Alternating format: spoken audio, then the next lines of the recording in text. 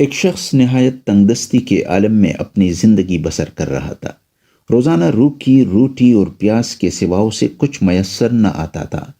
ایک شخص نے اس سے کہا کہ تو بے وقوف ہے، بادشاہ کی جانب سے روزانہ کھانا تقسیم ہوتا ہے اور ہر شخص کو دال، چاول اور چنے مفت میں ملتے ہیں۔ مفلس نے جب اس کی زبانی سنا تو کمر کس کے لنگر خانے پہنچ گیا اور دیکھا کہ وہاں واقعی لنگر تقسیم ہو رہا تھا۔ اس بیچارے کو وہاں سے سوائے دھکوں کے کچھ ہاتھ نہ آیا، بلکہ الٹا اس کے کپڑے پھٹ گئے اور ایک ہاتھ ٹوٹ گیا۔ وہ مفلس روتا جاتا اور کہتا جاتا، اے نفس، اپنے کیے کی سزا بھگت، اور جو حرص کے پھندے میں پھنسے اس کا یہی حال ہوتا ہے۔ حرص کے پھندے میں پھنسے ہوئے کی بدنصیبی میں کوئی شک نہیں ہونا چاہیے۔ اپنے گھر کی روکی سوکی دوسروں کے شیرمال سے بہتر ہے۔